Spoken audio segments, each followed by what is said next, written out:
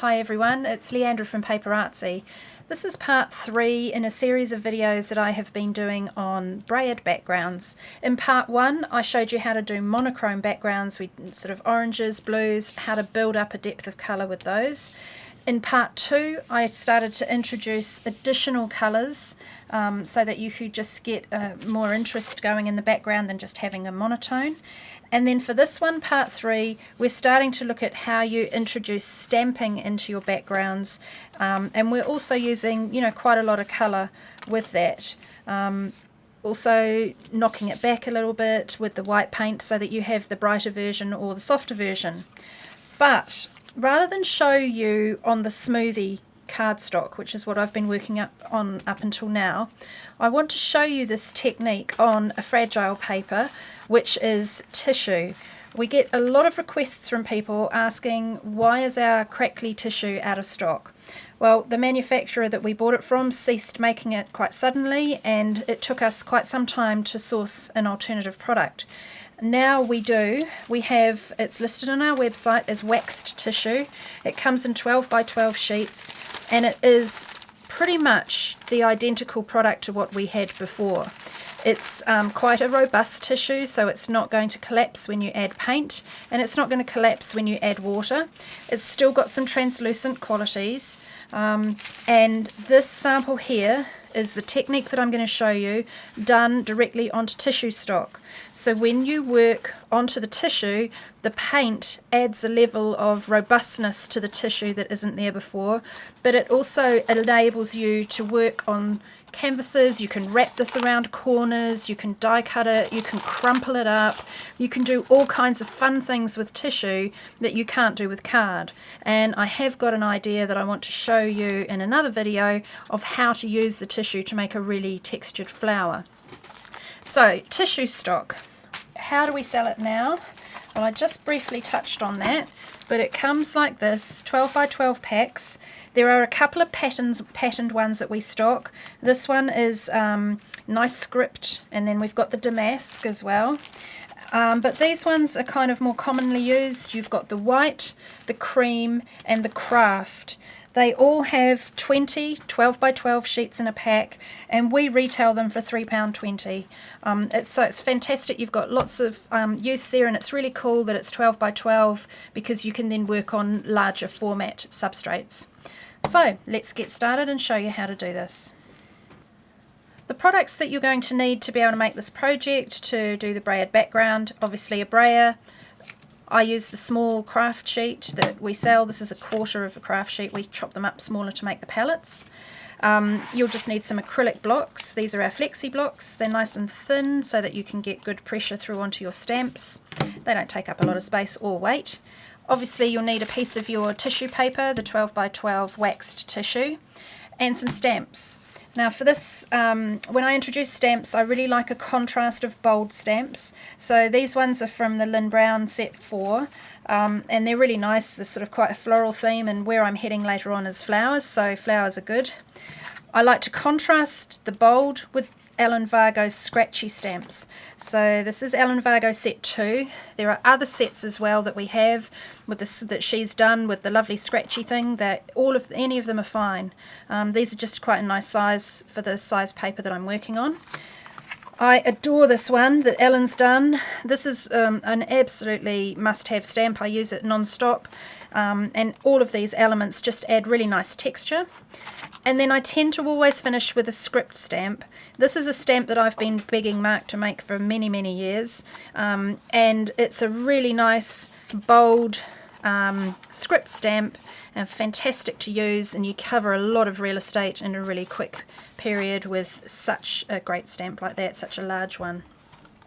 On to paint. Well, I'm going to work with blues because blues go with everything. So I've got some opaque ones. We've got a couple of the grey blues, which is Space Cadet and Lake Wanaka. We've also got a couple of the more turquoise blues, Mermaid and Bora Bora. And if I want to zhuzh it up and add some real depth to it, then I'm going to use South Pacific and Beach Hut. But I'm also using colours that I'm not really all that competent with a lot of the time. I'm not a pink and a purple girl, but I'm going to use those today because I really want to get some pink and purple coming through in my project. So I have got Spanish mulberry, this one here, candy floss, orchid, sherbet, eggplant, lilac, moonlight and pansy. Most of these colours are opaque except for the two blues and eggplant. And it is much easier when you're doing these backgrounds if you work with your opaques. In addition, you're going to need Snowflake, which is the one that we use to knock everything back. Right, so let's make a start. Onto our palette, we're going to use first of all a dark colour. I do find it's easier if you start dark and then work your way light. And as we've done previously, just gently roll your brayer in the paint. Now, normally when I'm working with smoothie, I always start off the edge of the page and roll it towards me, but I can't do that with tissue paper because if I do, it will just gobble up the tissue paper because it's such a fragile paper. So I need to get the bulk of the paint off first, and then I can start from the center and work my way towards myself. But a lot of the time I am doing the opposite action, which is sort of working away from myself. Just remember it's gentle flicks, and if you want you can rotate the paper. I'm sure at some point I will gobble this up a little bit and it will start to, see, I automatically do it. Can you see how it picks up there? But it is a robust tissue, so it probably won't tear. And then remember the rule is keep going until you've used up all the paint. So that's your Spanish mulberry. Let's contrast that with something lighter. So we'll go to the extreme edge of the contrast, which is sherbet.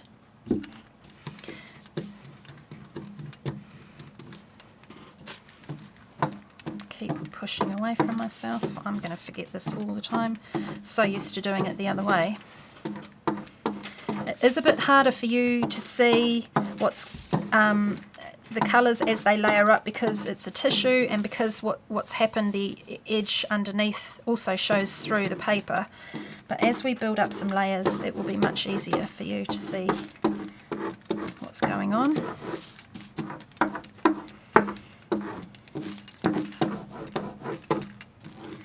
Okay, so that's a couple of pinks on there. Right, let's move into something different. We'll go to the purples now.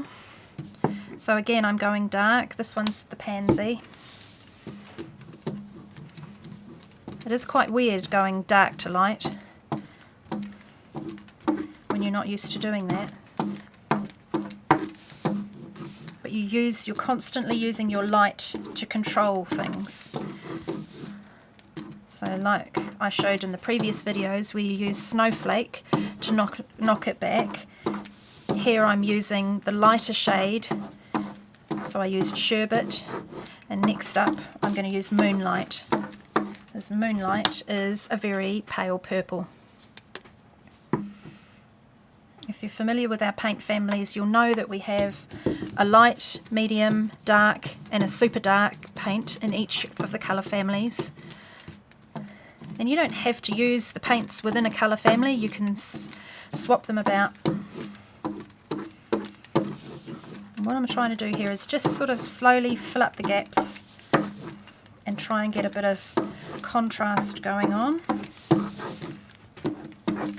So I'm trying to sort of create some pink areas and some slightly more purple areas.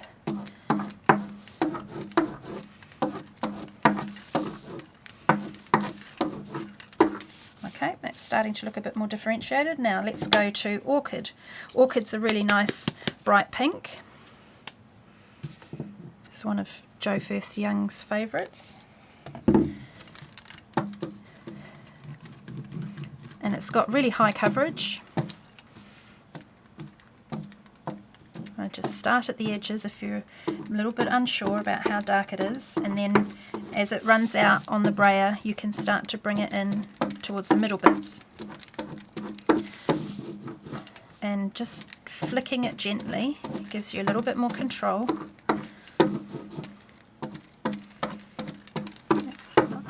what I find with the flicking thing is if you have like a really a bold line, then if you flick it, you can eliminate that bold line more easily by just sort of flicking it. So as we start to build up these colours, you'll notice that all the Brayer lines do start to disappear. You start to blend your colours into each other quite nicely. Right, okay, so we've got 3 pinks and a couple of purples. Next up, let's try some lilac.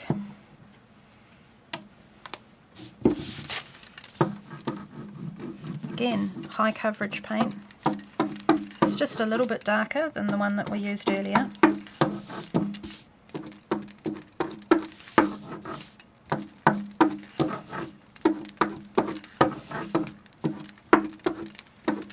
Okay, I'm feeling the need for blue. So we've got pink and purple going on big time. Let's move to blue. Actually, before we do that, I will use my eggplant because I do want to have that darkest purple in there somewhere. This is a translucent, so I won't need very much of it. It will let the other colours come through. So I'm just going to start at these edges and just try and build up a little bit of depth with that.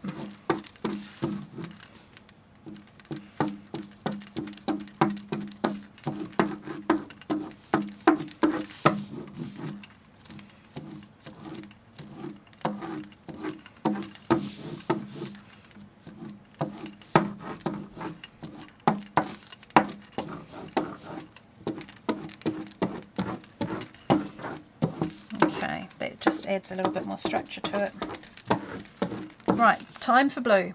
As soon as we bring in another colour, you've got the 2 going on, it starts to look a whole lot more interesting.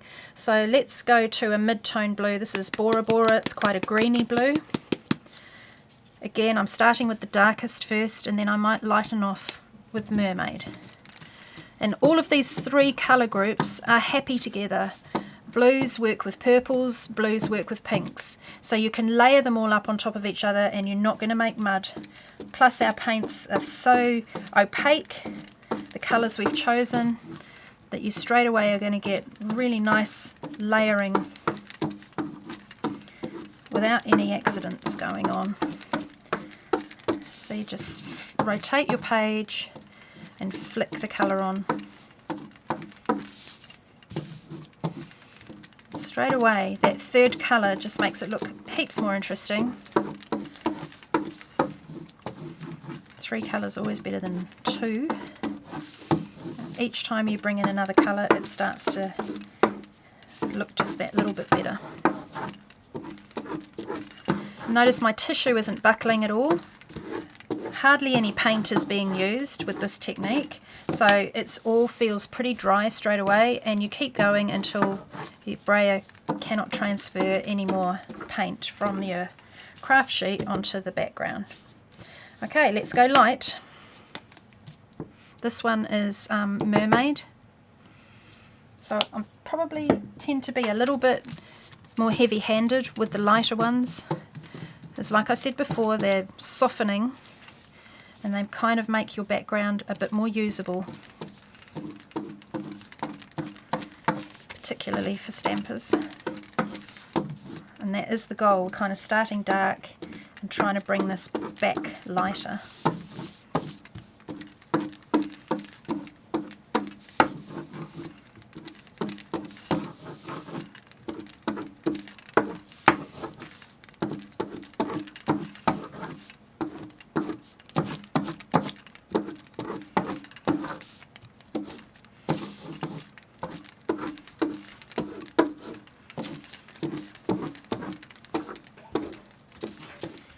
Okay.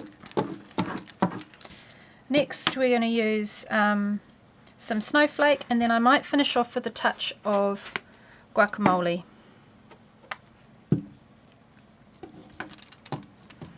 So I'll do the Snowflake first and then the guacamole.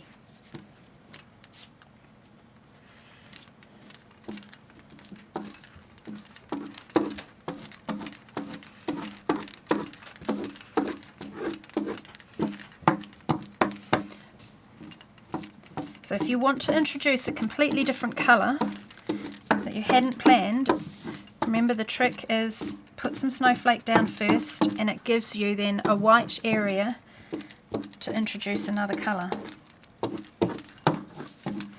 You could at this point on this background start to bring in warm colours like yellows and oranges,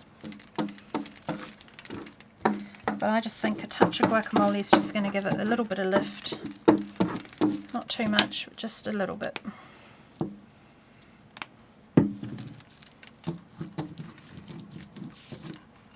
So I'm going to focus on putting that on top of some of these white patches.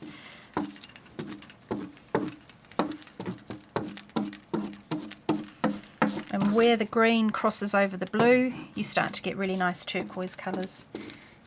Just have to watch green and purple a little bit. They are opposites on the colour wheel, but that's a fantastic thing. Opposites are always good together, but you don't want to get green and purple wet on wet mixed in with each other, because that's a mud combination.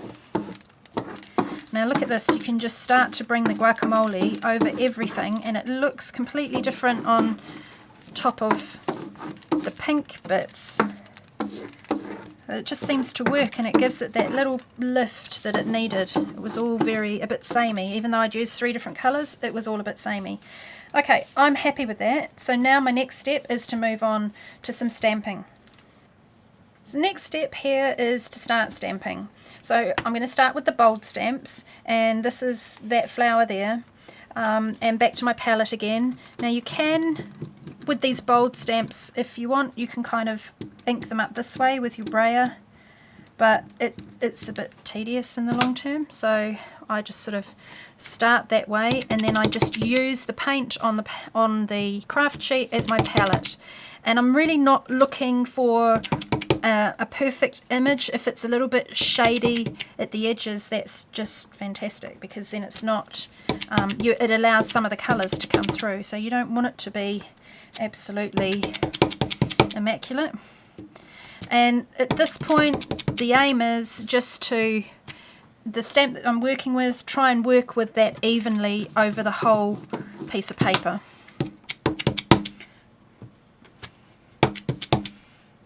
So just even placement. Okay, so that's stamp number 1. Now we move to another stamp, and let's perhaps use this stalky thing. And this is where, for the first time, I'm kind of wasting a bit of paint, but I try not to put too much out on the craft sheet at one time, so that I'm not using or wasting a lot. So just a small spot, and sort of spread it out with the palette, with the, what's that thing called? Brayer. And again, so let's just work this one. And I will keep this vertical. I don't want everything to get overly complicated.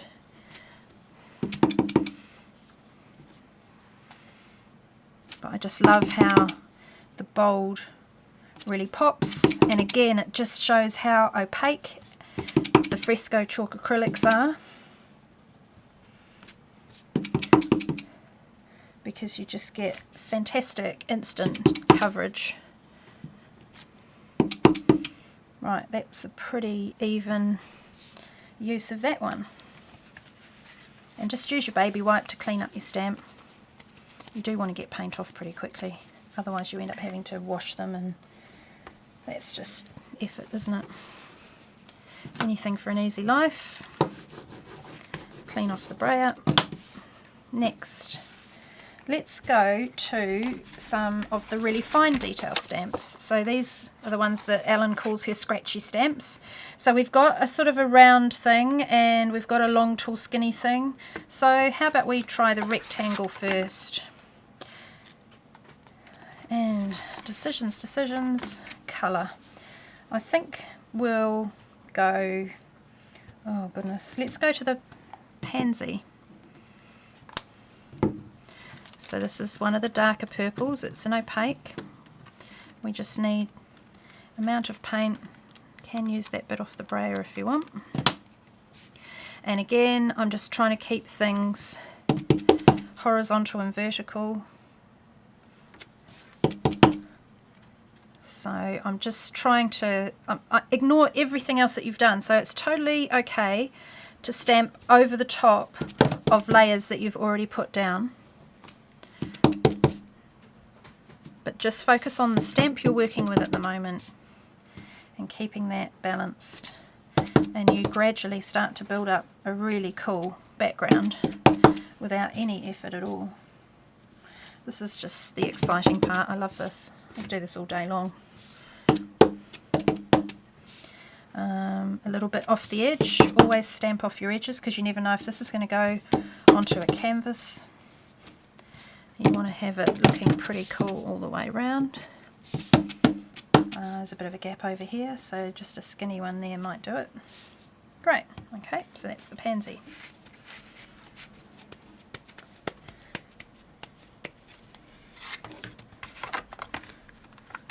And once again, a bit of a quick clean.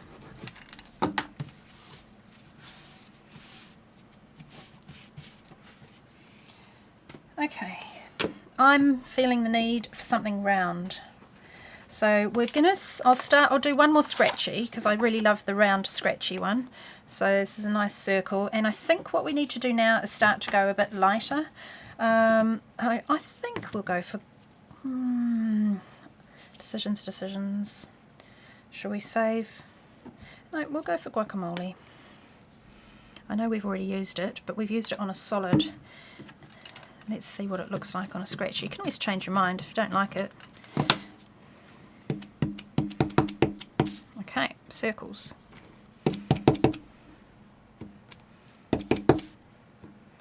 Now I really like using the scratchies over the top of some of these other elements that we've already stamped.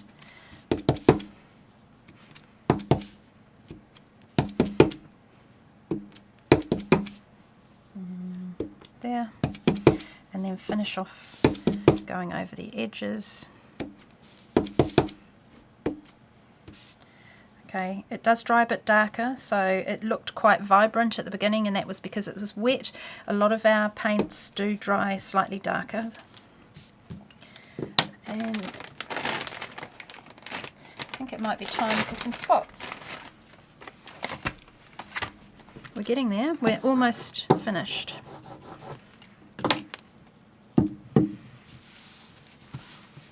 Okay, so I'm going to use my favourite one, which is that one there.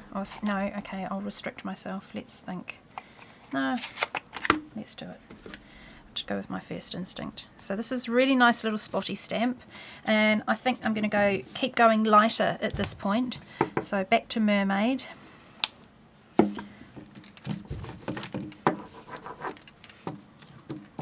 Roll that out on the palette and pick it up. Okay, so you see it doesn't go down into the grooves when you use your paint, your craft sheet that way either, which is quite handy. And you can stamp it a couple of times if you want to get it softer. And just remember to mix up your vertical and horizontal placement.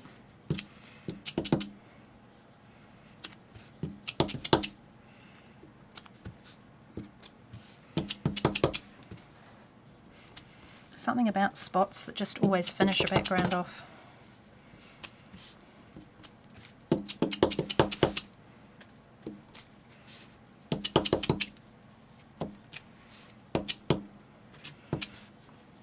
Okay. Very good. I think that will do.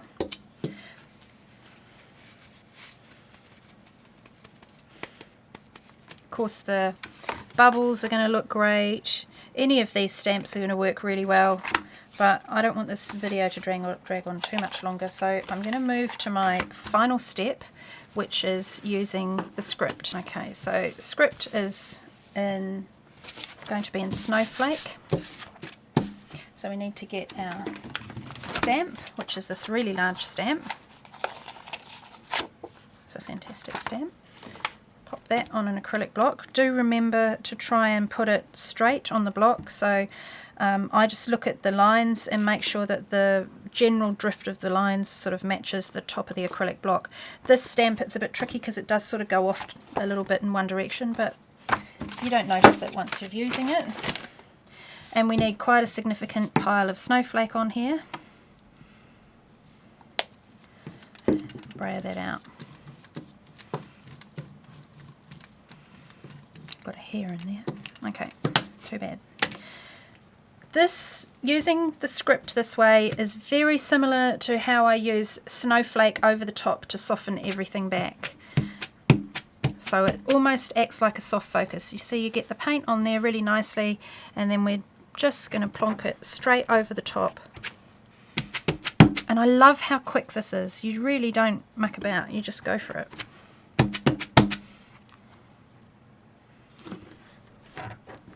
Imagine trying to use cut and dry foam to ink that up. You'd be here for a month of Sundays doing it. And you can match the stamp up quite easily. Just let it overlap.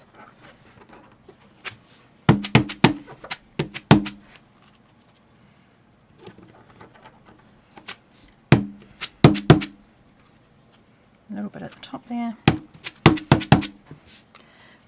As you start to run out of paint, which is what's happening to me now, it softens off a little bit, but it's still all cool.